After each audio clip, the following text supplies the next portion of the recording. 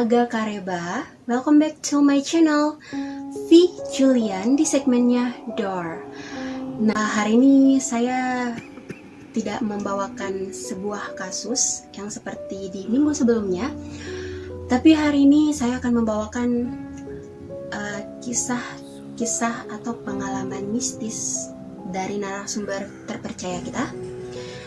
Well, karena Door hari ini spesial, jadi kita hanya membahas satu narasumber saja yang telah berpartisipasi dengan kita, namanya Kakak Syarul. Jadi kali ini kita tidak hanya membahas tentang kisah mistisnya dia, pengalaman kisah nyata mistisnya Kakak Syarul ini, tapi kita juga akan membahas istilah projection astralnya dia. So, apa itu projection astral? Nanti kita akan bahas ini lebih lanjut. Dan selain kita kisah nyata juga, kita akan lebih mengulik atau bisa dibilang kita dapat pengetahuan tentang kisah-kisah mistis. Penasaran apa aja nanti yang kita bahas? So, tetap di Door kali ini. And then, well, tanpa berlama-lama lagi, fokuskan mata dan buka telinga, karena video ini akan segera dimulai.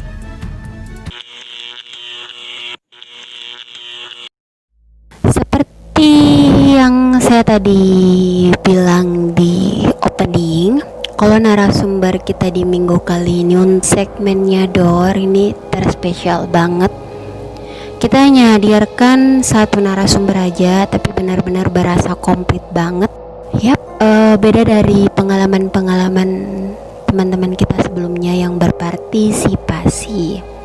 Jadi one by everything, one by all.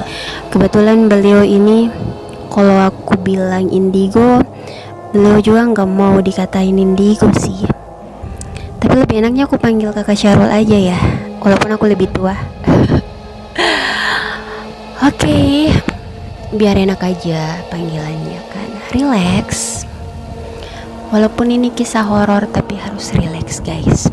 Jadi well, ya dia salah satu manusia yang diberi kelebihan untuk bisa melihat makhluk-makhluk yang tidak kasat mata, sama yang jarang bisa dilakukan sama orang lain, jarang terjadi sama orang lain. Yap, mata batinnya terbuka. So, gimana pengalamannya? Oke, kita mulai aja. Sebagaimana kita tahu kan, kalau hantu itu jin bisa mengambil pion kita, manusia, dan bisa merekam alam bawah sadar kita.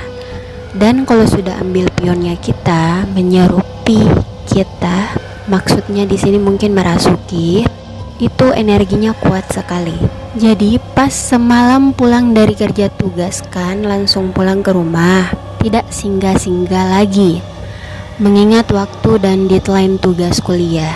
Nah, pas pulang sepupu aku di balkon, kan tinggal di rumah juga.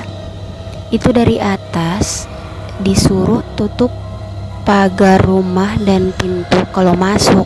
Ini di balkon nyuruhnya dari atas sini, dan kebetulan saya di bawah parkir motor dan langsung masuk. Oh, ini maksudnya si sepupunya itu teriakin dia gitu dari atas balkon, ingatin sebelum naik, sebelum masuk tutup pagar dan pintu rumah. Mungkin maksudnya gitu ya. Oke, lanjut. Kalaupun waktu aku pulang dari perjalanan lihat pocong kecil di pohon asam, tapi nggak bakalan ikut kan? Who knows? Maybe right? Ya kan? Siapa yang tahu? Mungkin aja. Tapi ya kembali lagi, dia kan terbuka mata batinnya bisa lihat. Oke, lanjut. Kan biasa tuh di jalan ada aneh-aneh. Nah, pas sudah naik ke rumah, kan langsung ke meja dan dapur mau minum. Oh iya, sebelumnya narasumber kita ini mengirimkan foto balkon dan dapurnya. Jadi kalian bisa lihat sendiri foto yang sudah aku lampirkan ini. Oke, lanjut lagi. Ini dapur saya. Aku juga nggak tahu kan kalau sepupu saya kira sudah masuk ke dapur juga untuk cuci piring. Oh iya kan sebelumnya di balkon. Oke. Pas di meja makan, saya lihat sepupu lagi berdiri di dapur depan cucian piring. Oh, wastafel. Kirain mau cuci piring kan? 10 detik tiba-tiba ada insting gitu. Baru sadar kan kalau sepupu aku itu yang cewek di balkon lagi ambil cucian sudah kering. Pas nongol ke balkon, sepupu aku di luar.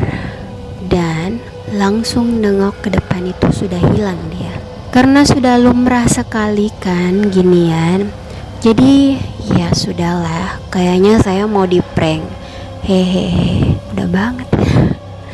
Gak merasa beban gitu. Oke. Tapi benar sih, kalau terkadang jin bisa menyerupai siapapun yang dia inginkan. Seperti istilah kakak Syahrul, mengambil pion manusia. Karena kejadiannya waktu itu sama teman masa kecil sekaligus tetangga. Hai, kamu yang kalau nonton ini maaf ya, aku sampai ceritanya ke sini. Nah, sampai sekarang aku tuh masih ingat banget. Dia pernah cerita ada hantu yang menyerupai ibunya. Kalau nggak salah ingat saat itu siang. Biasanya di rumahnya kalau siang itu pada sepi. Keluarganya pada tidur siang dan kebiasaan di kamar ibunya itu selalu dimatiin lampunya. Kecuali kalau mau digunain itu pun kalau malam, dan itu pun juga jarang lampunya nyala kalau malam. Gak tahu kenapa pas masuk kamar mamanya dia lihat beliau berdiri di sana. Mungkin remang-remang kali ya cahaya dari lampu. Pernah gak sih kalian kalau abis dari gelap banget gitu tiba-tiba masuk ke ruang gelap dan mata kalian itu agak sedikit bias gitu. Maksudnya bisa lihat sesuatu di dalam kegelapan, semacam kayak gitu. Tapi itu nggak bertahan lama, hanya mungkin sejenak, sekilas atau beberapa detik. Oke, lanjut.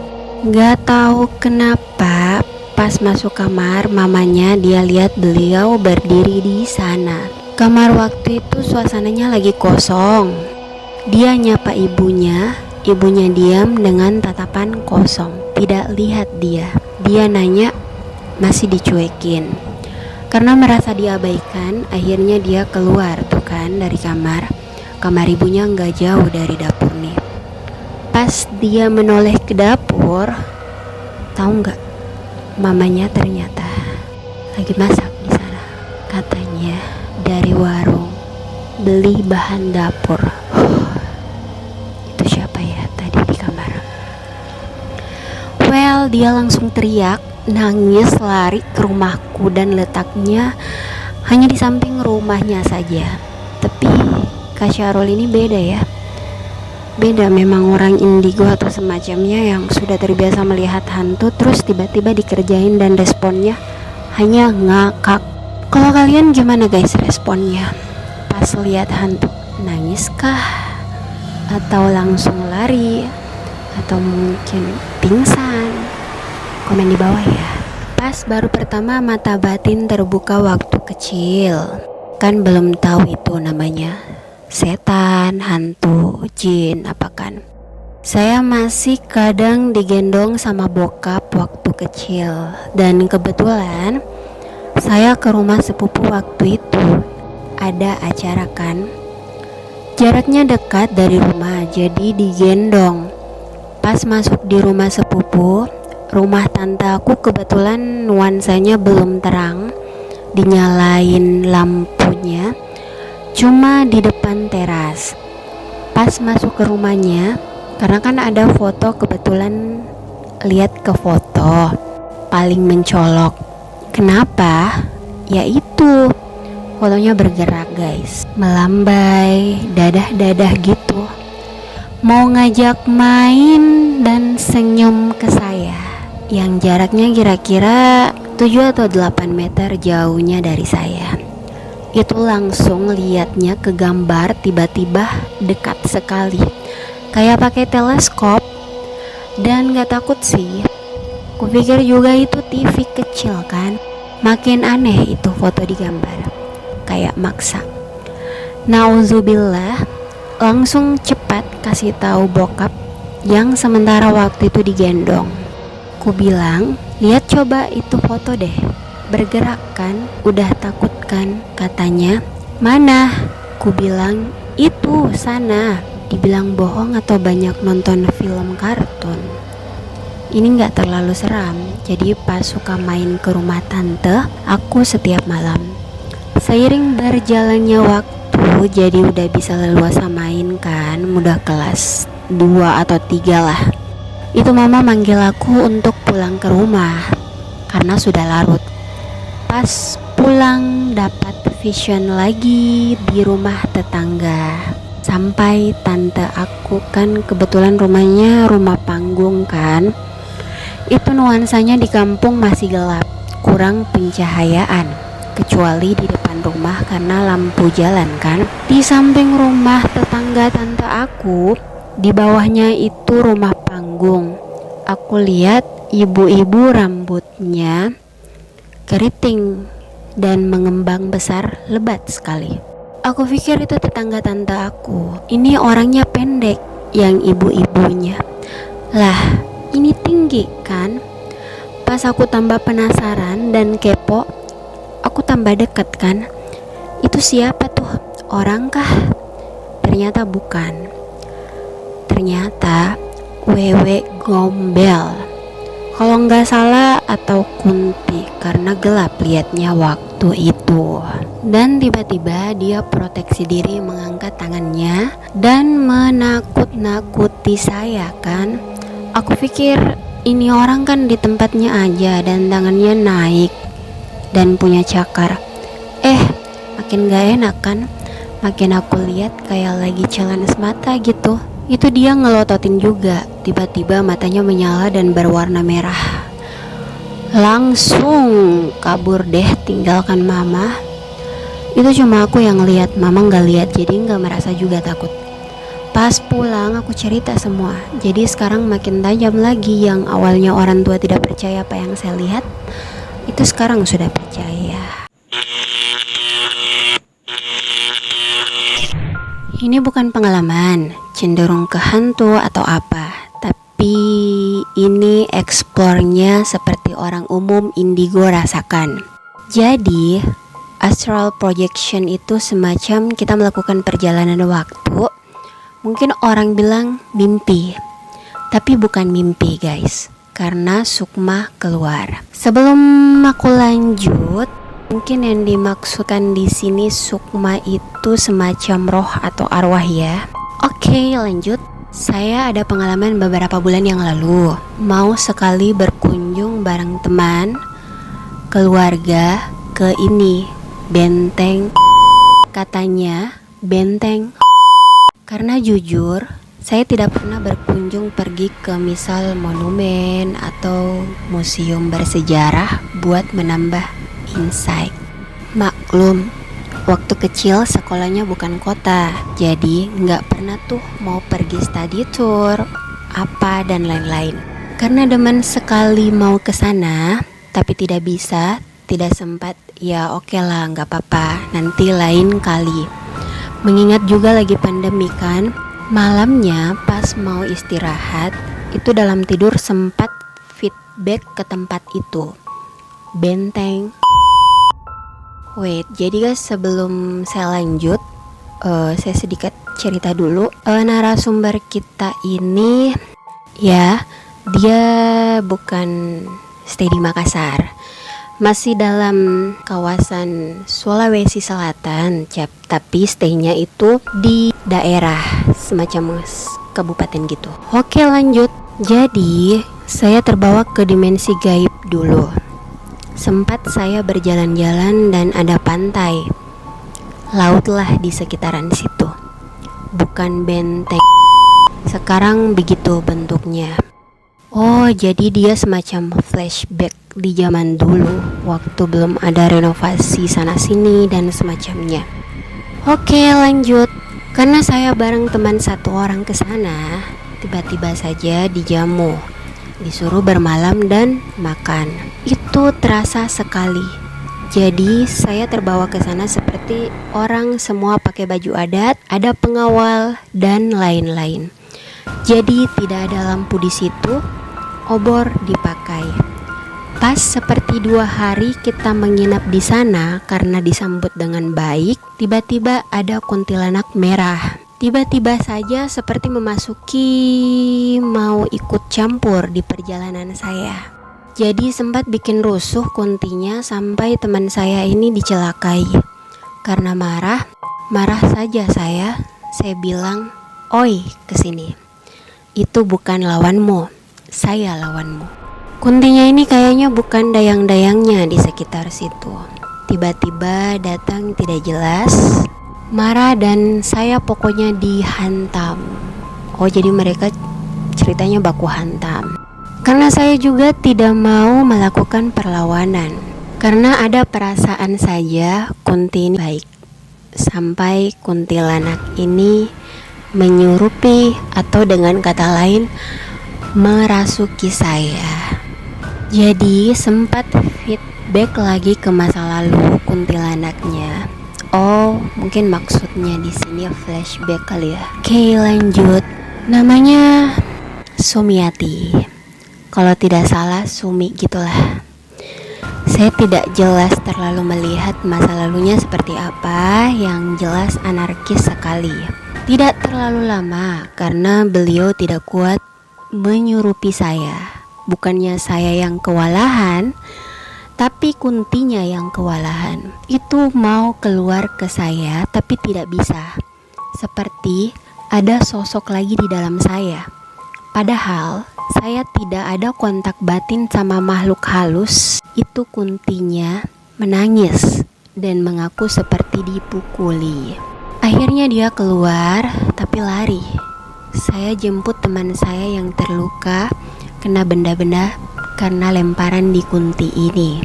Jadi saya ini ke feedback masa lalu benteng dibangun seperti apa. Jadi saya belum teliti lagi maksudnya apa. Belum saya cek jelas-jelas benteng kayak apa. Sampai akhirnya sekitar sebulan yang lalu lagi saya sempat feedback lagi ke benteng. Oke, wait guys, sebelumnya saya mau cerita sedikit lagi tentang sosok yang dimaksud tadi narasumber kita, Tante Sumiati. Maaf ya, cuma sekedar sharing, gak maksud apa-apa. Kalau kalian pernah dengar ini, ya dulu waktu aku masih remaja kayaknya, itu sempat terkenal cerita-cerita ini. Kalian pasti tahu ini yang diceritakan si narasumber kita ini bangunan benteng apa? Pasti kalian tahu kan? Yap, tepatnya ada di Makassar. Tapi aku sengaja hidden itu sembunyikan karena kita cari amannya saja. Jadi takut ada nanti yang pihak dirugikan. Gitu aja. So, sosok yang dimaksud narasumber kita ini, kalian pasti pernah dengar kan, sosok yang ya sampai kalau nggak salah dibuatin film deh, kayaknya film Makassar. Nggak tahu deh itu booming atau enggak, tapi emang konon katanya sosok wanita yang sering berbaju merah ini, yang setiap kali melihat cowok dia sangat-sangat marah. Intinya berjenis kelamin cowok. Katanya memang memiliki masa lalu yang buruk hingga ada hubungannya, ada kaitannya dengan kematiannya. Tuh. Aku nggak mau terlalu bahas lebih lanjut dengan sosok ini sih. Cuma mungkin kalian pernah dengar atau kalau kalian pernah visit ke benteng ini, pasti kalian pernah lihat kuburannya. Tepatnya tuh kalau nggak salah ada di belakang deh. Cuma konon katanya, wallahu alam, katanya sih kalau kita bicarakan tentang dia tahu, makanya aku sempat izin tadi. Dan sebelum narasumber kita sempat ngaku sih, katanya sebelum aku beritahu dia tentang legenda ini, cerita-cerita yang beredar beberapa tahun yang lalu ini, dia langsung tahu kalau makhluk ini sosok wanita cantik ini ya emang dia pakai baju merah, dan ekspresinya waktu mereka pertama kali ketemu memang benar-benar sosok ini sangat marah. Oke, gini aja cukup ya aku jelasinnya. Oke, lanjut. Feedbacknya saya menelusuri masuk, entah itu ada tentara atau saya masuk saja. Tiba saya masuk, saya jalan-jalan ke semacam apa gitu, penjara bawah tanah. Kulihat sih, di situ banyak aktivitas orang di penjara, tapi lebih cenderung satu arah. Ada satu penjara dan saya melihat ada kakek-kakek pakai sorban putih dalam penjara, dan beberapa orang pakai songkokan Jawa sambil duduk melingkar dan berzikir. Setelah itu cerita-cerita mereka. Saya lihat saja aktivitas-aktivitasnya. Beliau ini itu yang sorban lebih saya lihat. Lumayan tinggi, sempat mau dinasehatin dan mau diajak duduk juga. Tapi feedback saya berhenti sampai di situ. Kayaknya memang perlu jalan-jalan ke sana. Hehehe. Hingga akhirnya saya searching di Google, benteng itu di mana sih? Oh, di bagian ternyata di persimpangan jalan. Katanya temanku juga bilang iya di situ karena dia pernah ke sana. Terus tambah kepo karena feedback itu kan, baca sejarahnya benteng seperti apa. Katanya dulu ini punya kerajaan Goa apa abad keberapa ya. Saya tidak tahu. Setelah itu ada Belanda masuk mengambil ahli waktu sebelum kemerdekaan. Tambah saya teliti sejarahnya. Di situ ada pahlawan kita kelahiran Jawa, katanya Pangeran Diponegoro yang dipenjara di sana. Hingga akhirnya sampai akhir hayat di dalam penjara. Saya tidak sempat bertanya kakek sorban di feedback siapa namanya.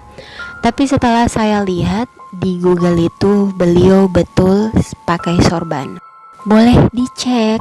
Jadi buat kalian semuanya guys, sebenarnya dia memang kirim gambar sih. Saya sengaja nggak lampirkan karena seperti yang sebelumnya saya jelaskan tadi, saya beritahu sengaja Haidan ini takutnya ada pihak yang merasa dirugikan. Jadi kita menghindari hal-hal semacam itu.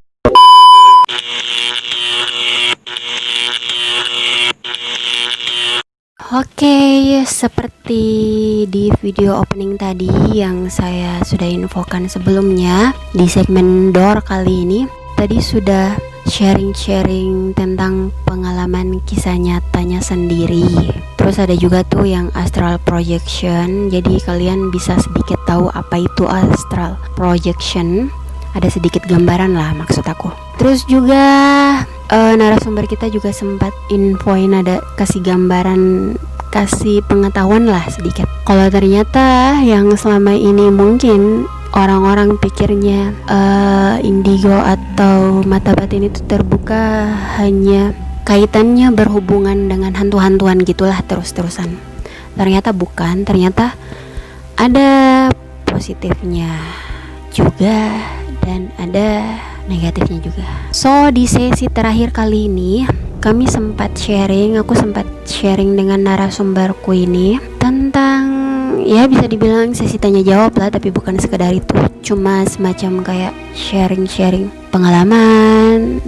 Mungkin dari sini kalian mendapatkan ilmu baru atau pengetahuan yang baru. So ambil positifnya, buang negatifnya. Wallahu a'lam bishawab. Oke, kita mulai aja ya. Ternyata memang benar, ada positifnya juga orang yang terbuka mata batinnya. Misalnya seperti yang kakak Syahrul ngalamin, at least memiliki sedikit gambaran tentang masa lalu, atau jika ada orang jahat sama kita.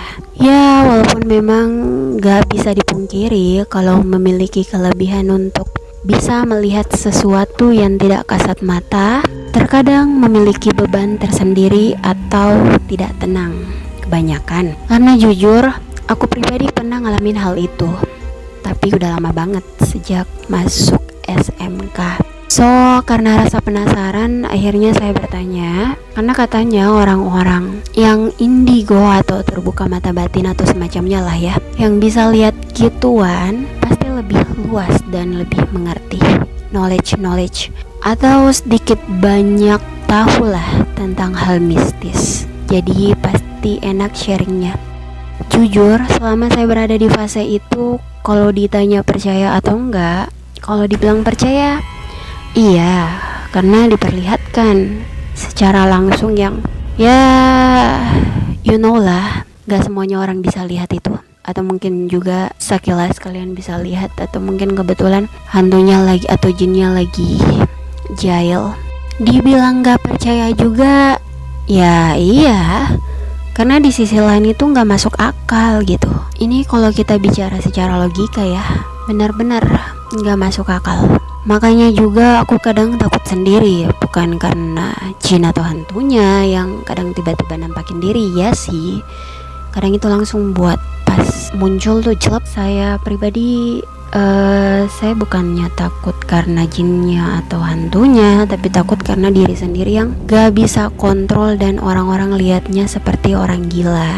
Atau ada juga yang sampai, ada sih yang aku pernah dengar gara-gara indigo gitu atau mata batinnya terbuka gitu sampai dia bisa jadi musyrik atau murtad, sampai nauzubillah ya, sampai dia seolah nganggap kesannya itu kalau kedengarannya nganggap seperti menyalahi aturan Allah atau bisa dibilang mendahulukan kehendak Allah. Gitu aja sih, itu yang buat aku takut. Makanya saya juga kadang takut sendiri. Makanya sebagian besar kayaknya orang-orang pemula yang baru lihat gituan takut sharing atau cerita pada orang lain. Mungkin ketakutannya sama dengan aku. Orang mikirnya aneh atau bahkan ngirain kita gila atau bohong. Well, aku akhirnya nanya nih, mau tahu aja apa sih sudut pandangnya narasumber kita ini sebagai seseorang yang sudah lumrah tanda kutip gitu kan dengan hal gituan. Tapi orang kalau lihat gituan yang supernatural terus tiba-tiba udah nggak kelihatan, cuma sisa-sisa semacam kayak ngerasain aja, itu memang benar ada.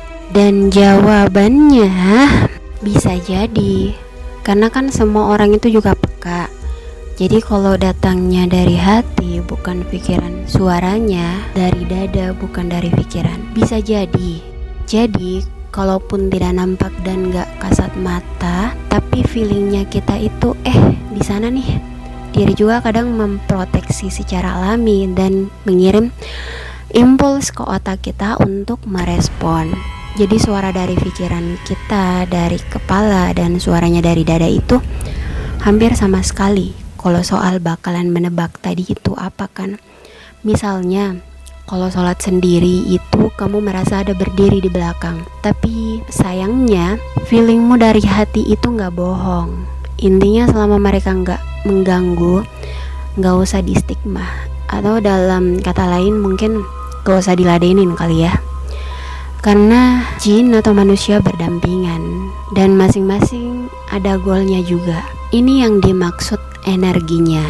Kadang mata dan juga tiba-tiba lihat ada lewat putih bayangan hitam kan, dan itu nggak bohong dari diri juga. Dan efeknya kalau tidak terbiasa itu bakalan ke tubuh atau ke badan, jadi merinding lah, apa kaku. Jadi kalau semakin di stigma atau direspon, apalagi goalnya jelek, itu bakalan nakut-nakutin kita. Jadi kesimpulannya, semakin elunya takut atau percaya gitu, ya semakin digangguin. Ya mungkin gitu kesimpulannya. So, aku cerita lagi sama dia kan. Dari awal mula aku bisa ngelihat gituan, dan seiring berjalannya waktu pas mau masuk kuliah, akhirnya perlahan menghilang. Sudah nggak pernah lihat, tapi hanya kadang sekilas atau hanya perasaan aja. Nah, sampai di sini menurut kalian gimana? Percaya nggak kalau itu benar-benar ada? Atau mungkin memang hanya imajinasi berlebihan kita yang sempat terkubur di otak kecil kita hingga memberi sugesti pikiran kita sesuai dalam imajinasi. Komen di bawah guys. Jawaban narasumber kita membenarkan. Katanya, ya biasanya gitu. Ada makin menurun, ada makin meningkat dan tajam. Dan setelah aku pikir-pikir, ada benarnya juga. Karena kalaupun misalnya keberadaan mereka nyata, kalau kita abai, bin cuek bebek, lama-lama juga nggak ganggu. Tapi semakin kita melihat bahkan tertarik, mereka bisa tahu dan itu membuat mereka untuk mengganggu. Dan pendapat ini juga dibenarkan narasumber kita. Nah, sebelumnya narasumber kita sempat sharing pengalamannya tentang astral projection kan? Well, di sesi pertanyaan kali ini aku juga sempat nanya tentang pengalaman itu. Kembali lagi, aku hanya ingin sharing dan kepo dengan pendapatnya sih. Berhubung dia tahu lebih banyak, dan ini wallahu alam ya, hanya Allah yang tahu. Aku nggak tahu kenapa bisa ngerasain dan ngalamin kayak gitu. So, aku ceritain akhirnya. Kalian bisa lihat chat aku di layar HP kalian. Yap, itu benar-benar aku rasain. Tapi kadang ingat-ingat lagi, sepertinya mustahil deh. Seolah pikiran sendiri sedang mempermainkan logika aku. Nauzubillah. Semoga ini bukan membawa hal-hal kemusyrikan atau bahkan murtad ya. Hanya sharing aja. Percaya atau enggak, kembali lagi sama diri kita masing-masing. Tetap berpegang teguh pada Allah yang Maha Satu. So, kata narasumber kita, itu bisa aja. Dan setahu dia, itulah yang dinamakan astral projection, di mana sukma itu keluar dan raga bisa terlihat. Dan katanya juga, itu resiko mata batin kalau terbuka. Sebenarnya bakalan feedback terus dan kamu bakalan lihat sesuatu yang tersembunyi, aktivitas-aktivitas dan lain-lain. Dan tentunya resiko ketika mata batin itu terbuka sangat berbahaya, termasuk karena adanya jin jelek juga. Karena mungkin kalian pernah dengar gak, sifat-sifat jin itu berbeda. Ada yang baik dan ada juga yang jahat. Lalu aku bertanya lagi mengenai pendapat tentang yang bisa orang-orang berkomunikasi langsung dengan hantu. Atau mungkin kalian pernah dengar ada orang yang nyeletuk. Wah, kamu ada yang ngikutin nih? Atau dia pakai penglaris tuh? Katanya orang yang nyeletuk tiba-tiba gitu biasanya visionnya tajam. Dan memang dia kalau ketemu orang-orang seperti itu seketika bakalan kelihatan seperti ada sesuatu yang menarik energi kita. Misal nih ya, orang pakai susuk atau orang melakukan kontak batin. Well, aku lontarin pertanyaan lain lagi. Lagi-lagi rasa penasaran. Kali ini mengenai pendapatnya tentang orang-orang yang bisa mudah memasukkan hantu tubuh lalu ngobrol and then dikeluarin lagi semudah itu. Dan jawaban narasumber kita ini ternyata itu adalah mediasi namanya. Yap, pas keluar hantunya itu langsung kayak gak ada efek. Kan baik-baik aja langsung. So, aku semakin tertarik untuk tahu lebih jauh. Karena sejauh yang aku tahu selama ini itu adalah bagian dari kesurupan. Well, akhirnya aku menimpali. Jadi artinya mediasi sama kesurupan itu beda. Dan jawabannya guys, ternyata memang benar, itu berbeda, walaupun beda tipis. Ya, mediasi menyampaikan tapi masih bisa terkontrol. Kalaupun itu kayak langsung baik-baik juga belum pernah sih saya. Karena pas mediasi sama astral itu ninggalin jejak pusing, mual, lelah, langsung lapar. Jadi ini kayaknya menyerap energi kita banget ya. Kirain cuma di film-film yang ada adegan kayak gini, ternyata dunia nyata juga. Oke, lanjut. Nah, contohnya kamu mau marah tapi masih bisa kamu kontrol. Itu kan bisikan setan kan. So that's why guys, seperti narasumber kita bilang, dan mungkin kalian pernah mendengar kalimat ini, manusia itu alami dan makhluk paling sempurna. So, bedanya dengan kesurupan itu aku rasa seperti timbal balik tipis. Misalnya gini, pernah gini nggak? Bad mood itu nggak terkontrol, tapi tiba-tiba sadar gitu. Contohnya gitu, hampir sama. Nah, karena bahaya sekali kalau energinya sampai jelek. Itu bisa saja langsung mengontrol kita yang tidak-tidak hingga hilang alam bawah sadarnya. Nah, itu kesurupan. Kesimpulannya, jadi kalau sebelum kesurupan tapi masih sadar itu mediasi. Kalau merasa ada energi tidak baik mau menjatuhkan, itu baru kesurupan. Tapi bisa lihat di sekelilingnya. Kalaupun merasa ada energi tidak baik mau menjatuhkan. Nah, biasa kan ada yang bilang gini, dia kesurupan, tapi bisa lihat di sekelilingnya. Hanya nggak bisa mengontrol diri dan ucapan. So, narasumber kita menjawab menurut pendapatnya dan membenarkan. Kalau saya pribadi secara kasat, alhamdulillah, keep faith, gak pernah kesurupan. Benar, beberapa orang bisa saja merasakan kalau dia merasa betul peka. Dan kita lihat dulu yang menyurupi atau merasuk itu energinya gimana. Karena kadang ada orang kesurupan itu sempat feedback. Ada juga pernah aku ketemu keluarga saya kesurupan, pas lepas itu dia nggak sadar. Jadi dia lihat aja dari bentuk energi yang mau menyerupi atau merasuki. Dan tergantung dari astralnya atau dengan kata lain makhluknya sendiri. Jin kan kadang mengambil pion, mengambil alam bawah sadar manusia, sampai mengaku meninggal di sini, ditusuk dan lain-lain. Ada benarnya. Yang aneh, jangan sampai bertentangan sama agama. Minta sesajen, aneh-aneh. Well, itu dia guys. Sesi-sesi komplitnya dari narasumber kita, dari Kakak Syarul. Well, terima kasih banyak yang sudah memberikan informasi-informasi yang ya bermanfaat dan juga nambah knowledge kita, ilmu-ilmu yang sebenarnya mungkin orang lain pikirnya masih picik tapi ternyata luas ya. Intinya kita gak tahu lah, ada sedikit gambaran lah tentang hal itu. So itu dia tadi, semoga bermanfaat. Ambil positifnya, buang negatifnya. Terima kasih, bye bye. Tadi pengalaman dari narasumber kita dan juga ya sedikit wawasan atau pengetahuan yang diberikan tentang itu. So, sebelum aku pamit, aku ingatin dulu, jangan lupa subscribe bagi yang belum subscribe. Like-nya juga, tinggalkan jejak like kalian buat support aku di channelku ini terlebih door, agar itu menjadi vitamin penyemangat buat aku dan juga bisa berjumpa di segmen-segmen selanjutnya, di minggu-minggu selanjutnya. Pada kalian semua, dan tentunya aku sudah tidak sabar untuk bertemu kalian lagi. So, share juga dan loncengnya kalau kalian enjoy dan ya support aku, agar teman-teman yang lain juga tahu dan juga bisa at least ya tahu pengetahuan tentang inilah ya.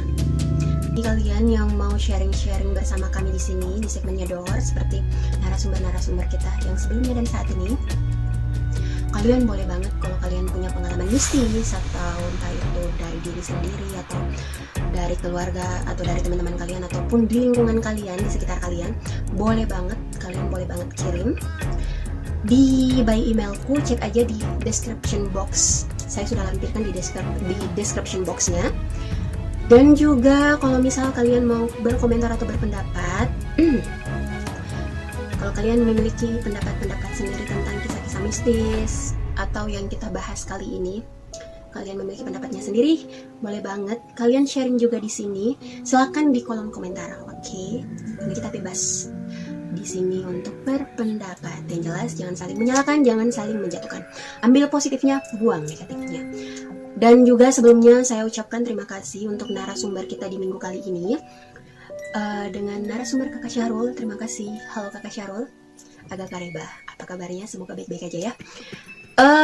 Terima kasih sudah sharing-sharing bersama kami di sini, dan mungkin itu sangat-sangat membantu kita dan menambah wawasan atau pengetahuan. Kita di sini hanya sharing, berbagi pengalaman aja, kalian percaya atau enggak, itu terserah kalian. Sekali lagi saya ingatkan, ambil positifnya, buang negatifnya. Oke, saya pamit dulu. Bye-bye.